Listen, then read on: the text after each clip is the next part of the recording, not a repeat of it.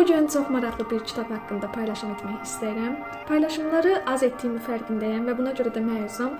Amma bu kitabı paylaşmasam olmazdı. Gənclərə çox faydalı olacağını düşünürəm. Elədir ki, həyatımızda yəni dünyadır, yaşayırıq, doğuluruq. Doğulmağımız hansı ki iztirablı olur, ağlayaraq dünyaya gəlirik və həyatda yaşamaq uğrunda mübarizə veririk. İnsanların bir-birinə rəqabət etdiyi, savaşdığı, gürültülərin olduğu və bir çaxnaşmanın olduğu bir yerdə yaşayırıq. Nə qədər etiraf etmək istəməsək də bu belədir. Və buna görə də bu dünyanı araşdırmağa çalışanda quru ensiklopedik kitabların çox mənasız olduğunu düşünürəm. Yəni o kitabları oxumağın.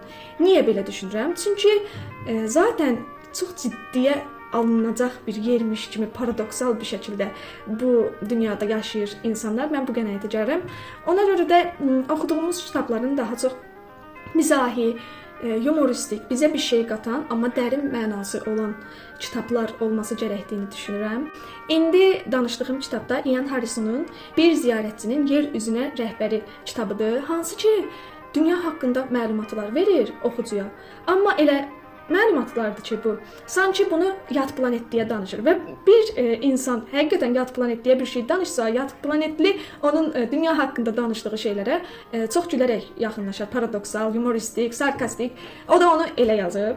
Buna görə çox maraqlıdır. Çünki insanların etdiyi müharibələr, yaşamaq uğrunda mübarizələri, sevgi münasibətlərini belə elə gözəl anlamda anlatıbdır ki, qarşıdakına, izləyiciyə, oxuyucuya.